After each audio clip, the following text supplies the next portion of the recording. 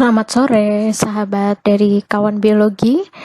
Jumpa lagi dengan saya, Siva Fauzia. Hari ini kita akan sharing tentang travel medicine. What should we know? Focus on viral infection. Jadi kita hari ini akan membahas tentang travel medicine atau lebih sering dikenal dengan kedokteran perjalanan. Apa sih yang harus kita ketahui? Dan hari ini kita akan berfokus pada infeksi virus. Sebelumnya saya memperkenalkan diri terlebih dahulu. Nama saya Siva Fauzia. Saya saat ini sebagai peneliti di Lembaga Penyakit Tropis Universitas Airlangga. Travel medicine merupakan suatu disiplin ilmu yang berfokus pada banyak aspek terkait perjalanan, diantaranya pencegahan penyakit maupun keselamatan individu saat melakukan perjalanan, serta upaya yang bisa dilakukan oleh seorang individu untuk menghindari penyakit saat melakukan perjalanan. Dan travel medicine ini merupakan bagian dari komunitas penyakit infeksi.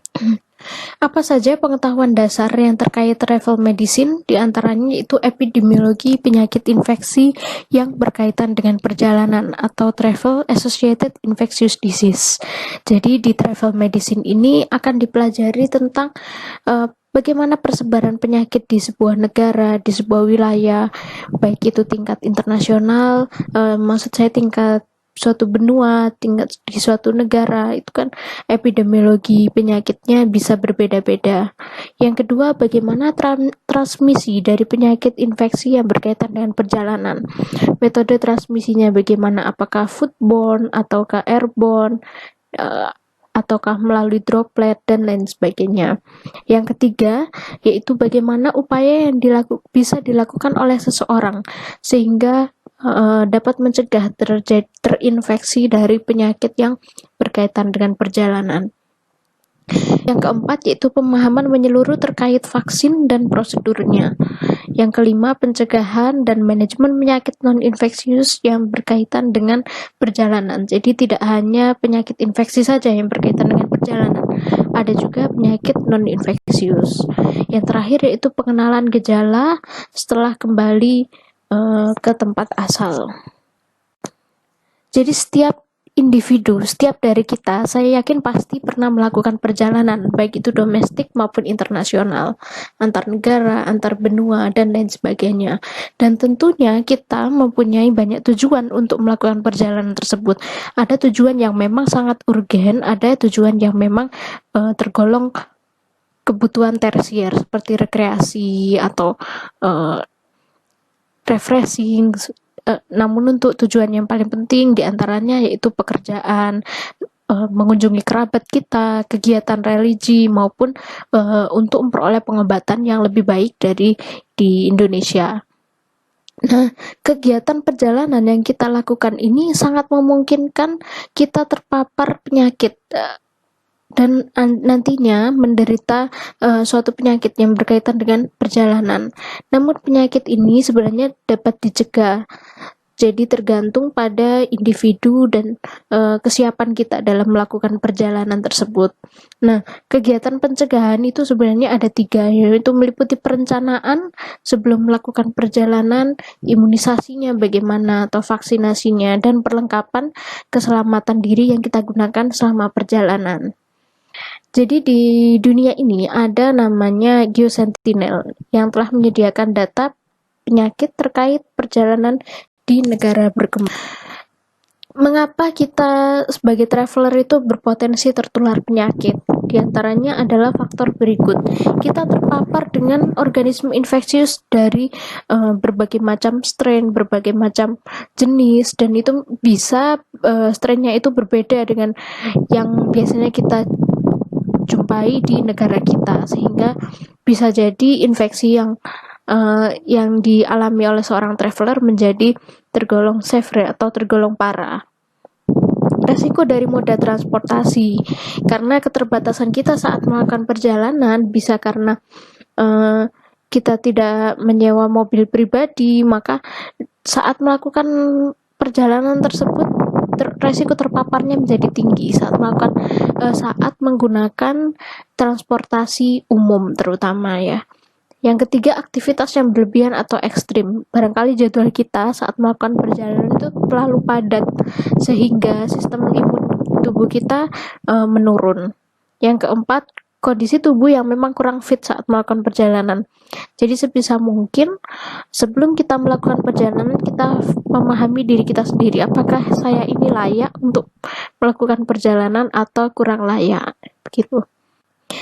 Permasalahan apa saja sih yang terkait perjalanan? Jadi permasalahannya itu dibedakan menjadi dua kategori, yaitu yang berkaitan dengan perjalanan itu sendiri dan yang berkaitan dengan host atau inang atau individu diri kita sendiri. Yang terkait perjalanan ini dapat di breakdown menjadi 7, yaitu negara asal. Bagaimana sih negara asal kita? Negara kita berasal dari negara yang endemisitas penyakitnya itu bagaimana? Kalau negara asal kita itu merupakan negara endemis berbagai macam penyakit, kita bisa menjadi penular atau spreader di negara tujuan. Yang kedua yaitu negara tujuan atau lokasi tujuan kita. Tidak harus negara luar negeri, bisa antar wilayah, itu juga endemisitas penyakitnya bisa berbeda. Jadi harus dipahami. Yang ketiga itu tanggal keberangkatan. Kita tahu bahwa beberapa penyakit itu sangat berhubungan erat dengan faktor lingkungan maupun kondisi cuaca. Kondisi musimnya apa, bagaimana cuacanya pada saat itu, dan itu bisa menimbulkan endemisitas penyakit yang berbeda pula. Seberapa lama kita tinggal di tempat tujuan itu juga dapat memperpanjang paparan kita terhadap infeksi suatu penyakit. Yang kelima, apakah tempat tujuan kita urban atau rural? Tempat tujuan kita desa atau kota? Yang keenam, hotel atau homestay. Apakah kita menginap di sebuah hotel yang memang sangat bersih dan apakah kita menginapnya itu sendiri, individu, atau sharing dengan orang lain? Itu juga harus diperhatikan. Yang ketujuh, aktivitas kita sebisa mungkin tidak berlebihan sehingga tubuh kita tetap fit. Sedangkan yang terkait dengan individu kita, yaitu apakah kita memang memiliki gangguan sistem imun atau mempunyai alergi. Kalau memang kita sudah memahami kita alergi terhadap apa, ya sebisa mungkin dijauhi alergen tersebut. Misalnya alergi makanan, ya dijauhi makanan yang dapat memicu reaksi sistem imun kita. Yang kedua, apakah kita memiliki penyakit kronis? Kalau memang memiliki penyakit kronis, sudahkah kita mempersiapkan apa saja obat-obatan atau perlengkapan lain yang dapat menolong diri kita saat penyakit kita itu mengalami kekambuhan, terutama untuk solo traveler. Solo traveler ini harus memahami benar bagaimana tubuhnya, karena tidak ada keluarga terdekat yang bisa menolong saat perjalanan nanti. Yang ketiga yaitu pengobatan apa yang sedang kita jalani.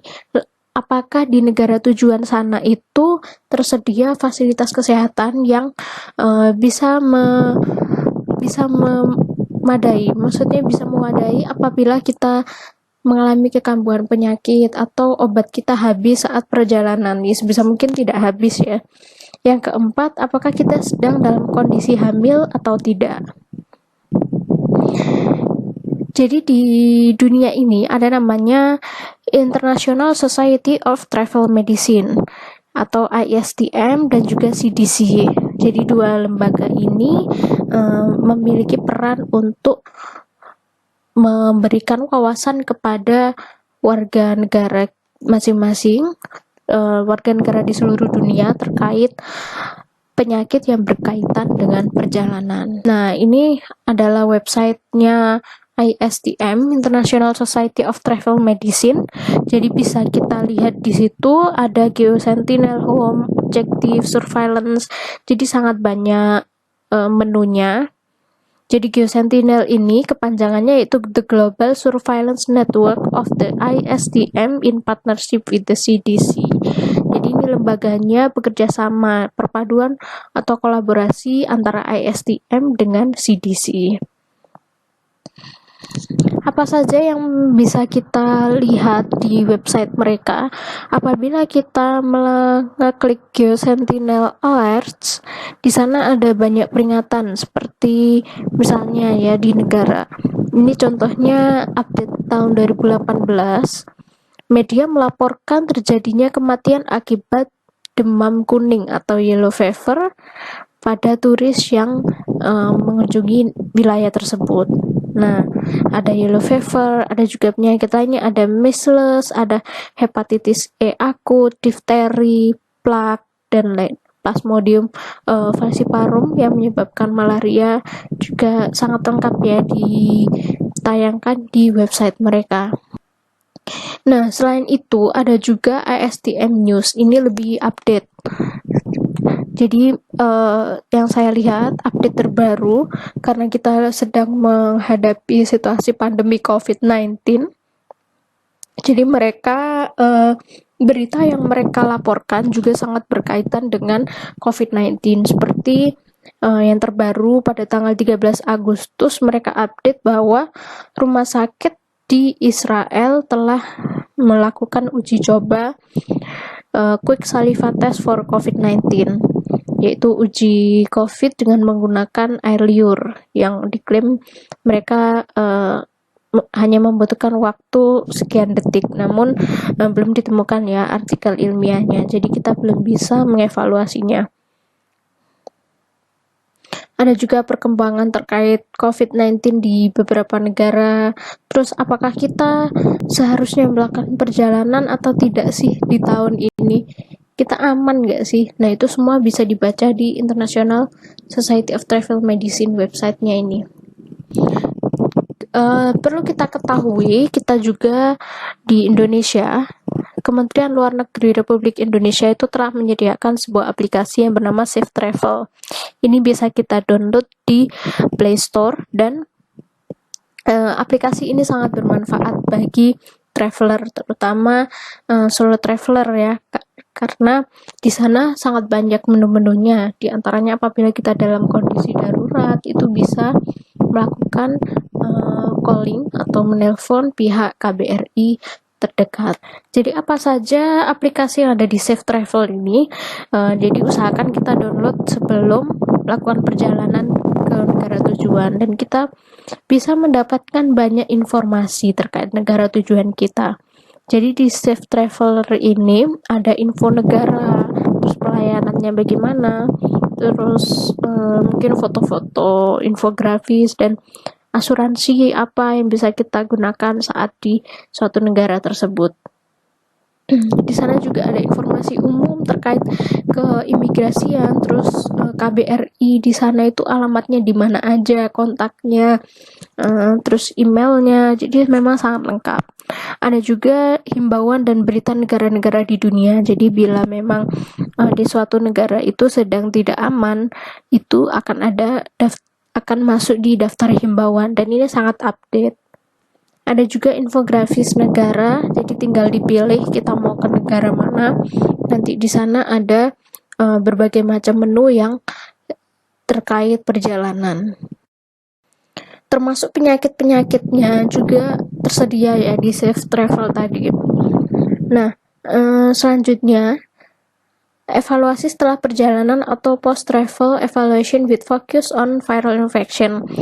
Jadi berikut ini adalah beberapa penyakit yang terkait perjalanan dan bisa menjadi acuan bagi klinisi atau dokter apabila seseorang itu merupakan return back traveler ya. Jadi seorang traveler yang telah kembali dari negara tujuan. Dan penyakit yang terkait dengan penyakit infeksi virus yang terkait dengan perjalanan diantaranya adalah sebagai berikut. Ada demam berdarah denggi, chikungunya, influenza, HIV akut, measles, Japanese encephalitis, yellow fever, Hendra and Nipah virus, hantavirus, ada rabies. Hepatitis juga sangat sering ditemui, ada SARS-CoV. Nah, ini adalah COVID-19 masuk di SARS-CoV ini ya. Ada juga Ebola, West Nile virus. Nah, Kronologi perjalanan dan timbulnya penyakit. Pengetahuan terkait periode inkubasi itu dapat mempersempit diagnosis diferensial. Jadi seorang klinisi maupun seorang traveler juga harus paham sih ya periode inkubasi dari berbagai macam penyakit yang saya sebutkan tadi. Dan umumnya tadi kan banyak yang merupakan penyakit infeksi arbovirus. Nah, penyakit infeksi arbovirus ini memiliki periode inkubasi yang pendek dan gejalanya itu biasanya timbul tidak lebih dari 21 hari setelah paparan. Jadi misalnya seorang traveler melakukan perjalanan ke sebuah negara X pada tanggal 1 hingga 3 Agustus. Nah, maka 21 hari setelah 1 sampai 3 Agustus itu kemungkinan adalah periode inkubasi dari penyakit infeksi arbovirus. Bagaimana data dari GeoSentinel? Pada tahun 2006 itu terdapat 2.793 traveler yang sakit dan 72% menunjukkan gejala kurang dari 1 bulan setelah kembali dari perjalanan. 11% dari mereka membutuhkan hospitalization atau opname. Dan dari data GeoSentinel tersebut terdapat 4 gejala utama, diantaranya yaitu demam sistemik. Dan mereka banyak sekali yang terinfeksi dengue, 32% dengue, malaria, ada juga infeksi Epstein-Barr virus, ada Salmonella typhi, atau tipes ya, dickettsia, dan tanpa penyebab jelas. Ada juga diare akut, ini terutama disebabkan oleh infeksi bakteri Campylobacter. 24% mengalami infeksi akibat parasit yaitu giardiasis dan amebiasis, dan 36% mengalami unspecified acute diarrhea. Gangguan kulit juga sering dilaporkan, biasanya akibat gigitan serangga dan bisa disertai sumber infeksi maupun tidak. Ada juga cutaneous larva migran akibat gigitan cacing tambang dan juga ruam-ruam di kulit. Ada juga gangguan pencernaan non-diare, dan ini 59% terutama disebabkan oleh infeksi cacing, sehingga perilaku hidup bersih dan sehat saat melakukan traveling itu juga sangat penting. Nah, karena sekarang kita di situasi pandemi, apa saja sih 8 cara yang bisa kita lakukan untuk menghindari kuman saat berada di pesawat? Karena memang pesawat ini merupakan tempat yang high risk ya, baik dari ventilasinya maupun jumlah penumpangnya, itu juga mempengaruhi terjadinya infeksi. Yang pertama, harus mencermati pesawat yang Anda gunakan. Apakah pesawat tersebut telah menerapkan physical distancing?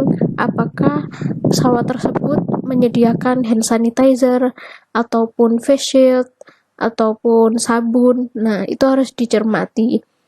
Kalau memang kita sangat membutuhkan, kita memang harus banget melakukan perjalanan, kalau bisa kita memilih pesawat yang memang sudah teruji atau memang sudah terkenal menerapkan physical distancing. Biasanya memang berkaitan dengan harga ya, jadi ada harga ada rupa. Kalau semakin mahal juga kemungkinan pesawat tersebut menerapkan physical distancing yang baik.